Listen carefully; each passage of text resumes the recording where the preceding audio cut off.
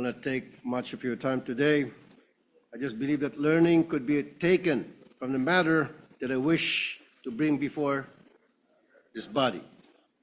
Mr. President, under Article 11 on accountability of public officers of our Constitution, it is stated that public officers and employees must at all times be accountable to the people, serve them with utmost responsibility, integrity, loyalty, and efficiency.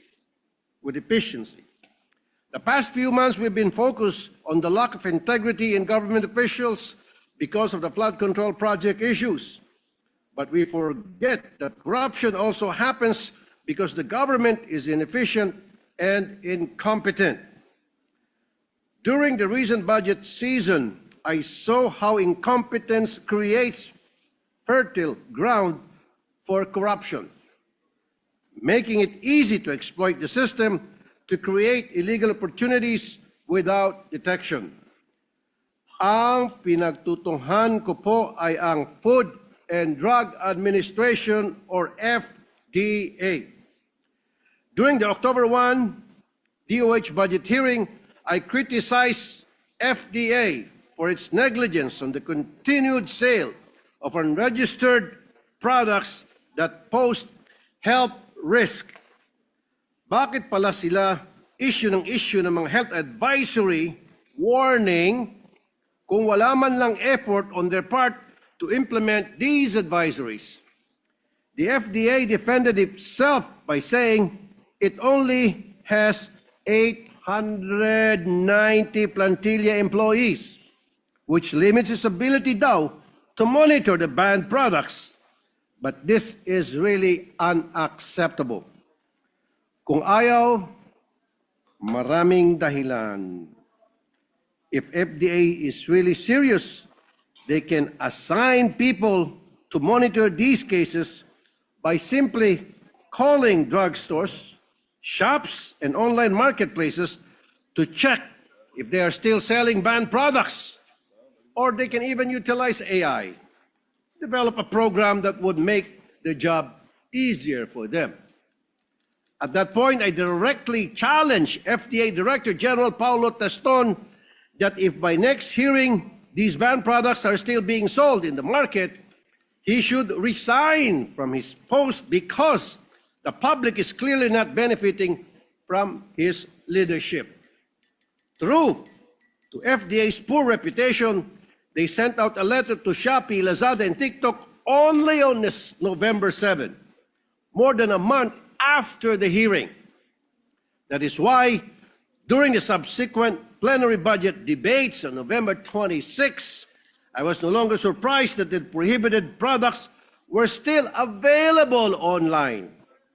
Thus, I confronted FDA again to DOH Secretary Ted Herbosa. Mr. President, I would like to show a short video of what transpired.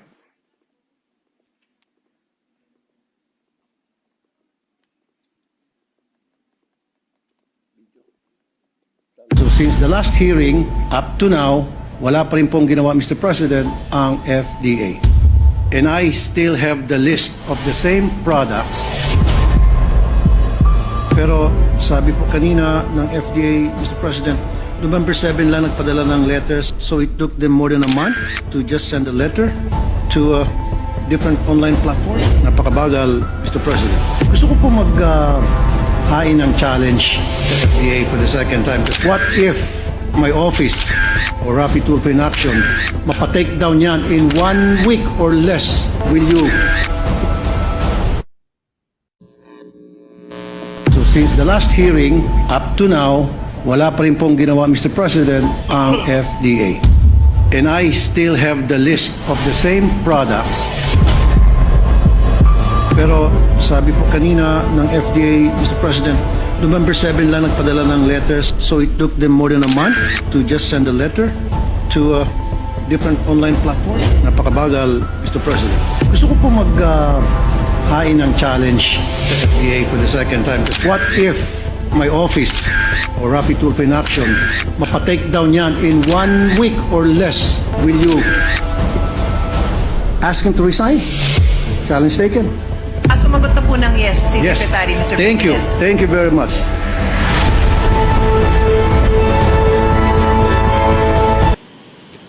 So I'm calling on you, Secretary Bosa, make good on your promise on accepting my challenge at that time that you will ask Herbosa to resign dahil napaka-inutil ng taong yan. Yung isang dekada niyang mahigit na hindi niya ma-take down, Mr. President, na ilang buwan o taon ng mga produkto hindi niya ma-take down, napaka-take down ko po in just 7 working days. At 2 tao lang pong inassign ko para tutukan yon. Whereas siya, mahigit 800 ang kanyang mga tao, by the hundreds of millions of pesos ang kanyang budget kada taon. Mr. President, the most recent challenge I posed to FDA said that if I could have mentioned the mentioned products and accounts removed by Shopee, Lazada, and TikTok within 7 days, Director General Teston should resign. At again, sinabi nga po ni Secretary Bosa, challenge accepted. The deadline was December 9, 2025.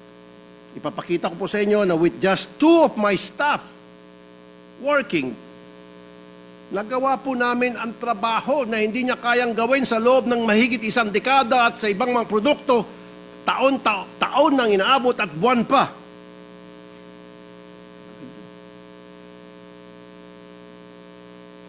Every day after that, we would message the point person of Shopee, Lazada, and TikTok asking for the status for request. It just takes a few minutes every day to do that.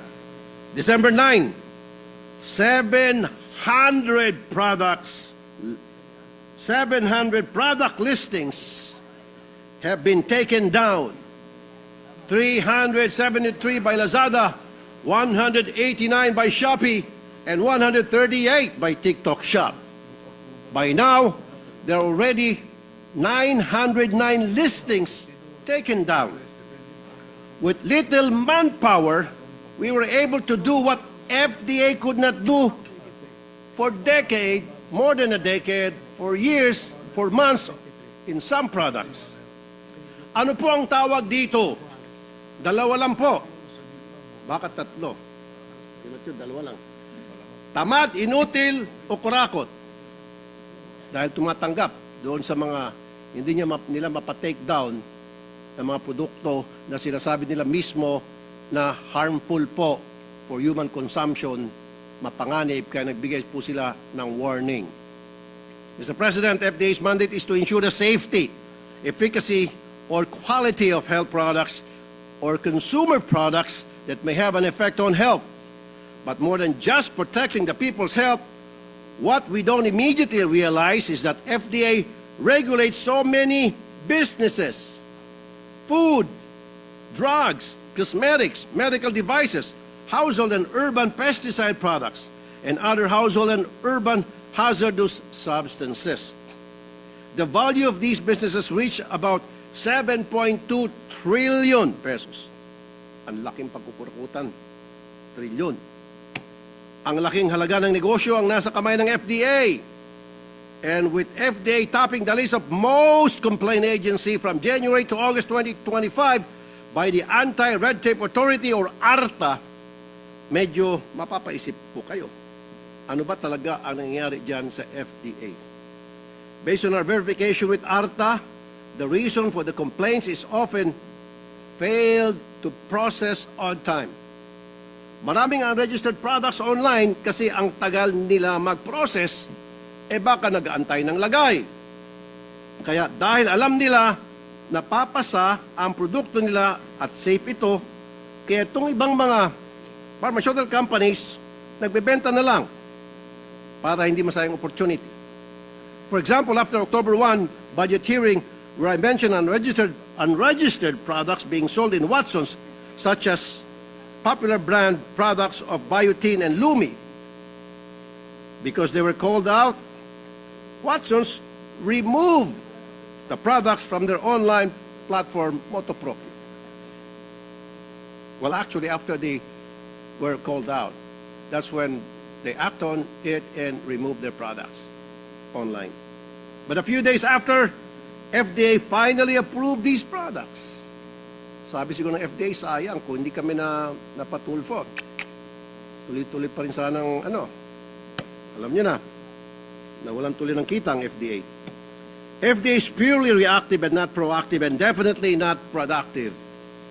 May isa pa pong nakarating sa akin na modus ng FDA kung saan iniipit po nila ang ilang maliliit na pharmaceutical companies, local pharmaceutical companies.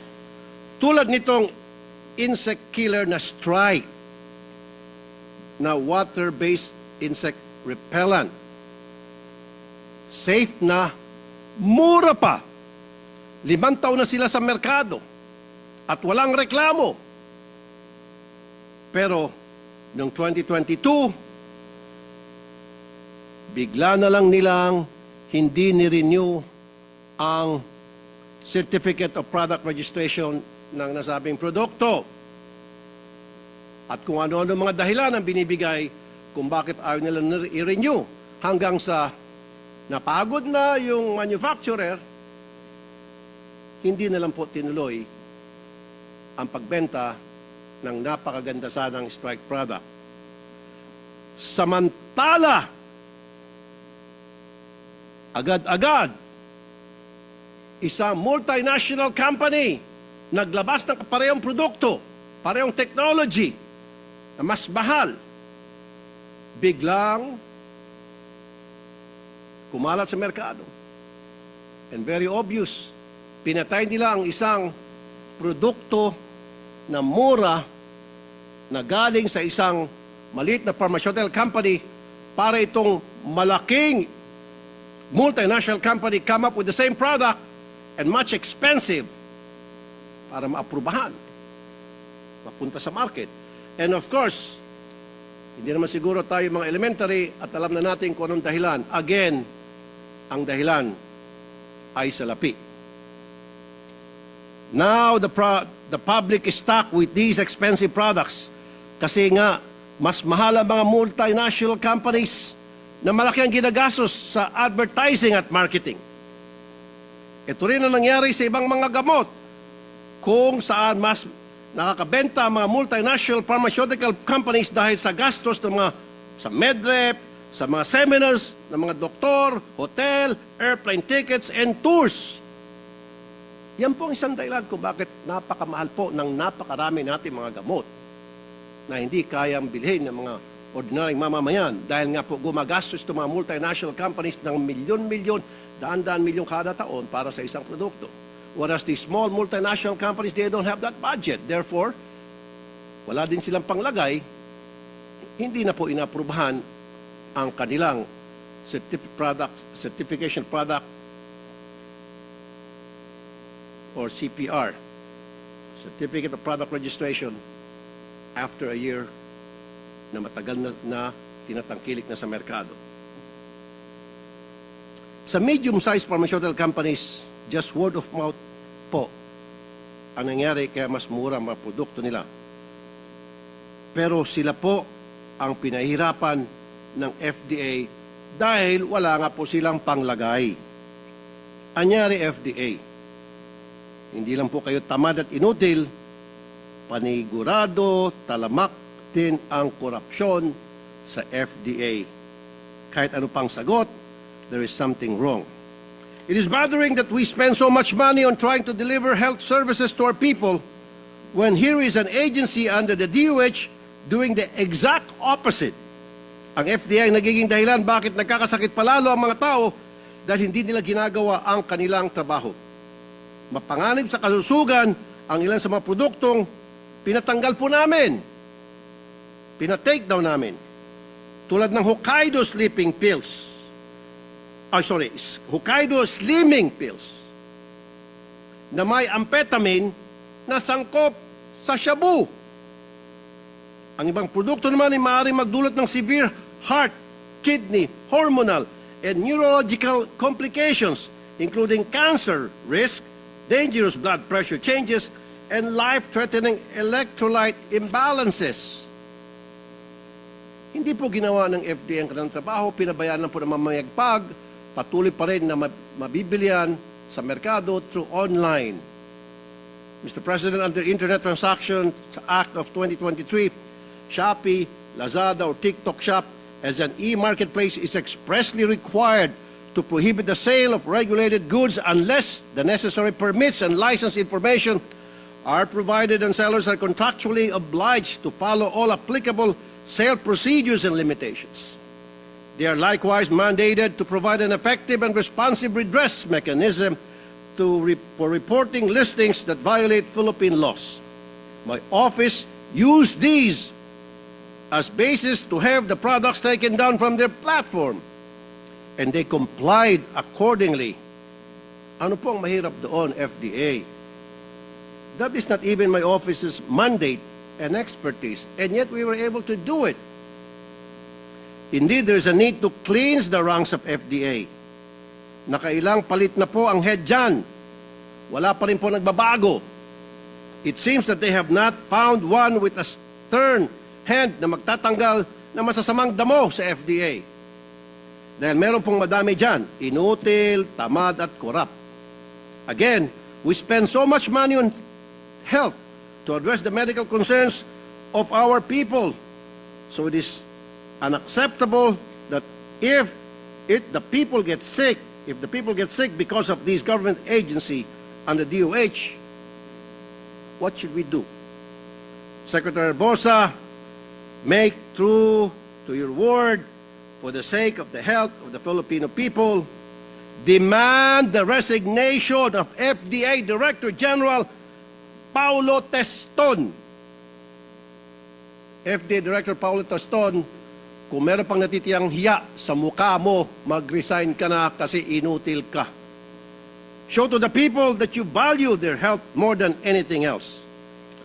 Mr. President, my dear colleagues, thank you for listening, and I hope for everyone's support regarding this matter. Magandang hapon po. Thank you.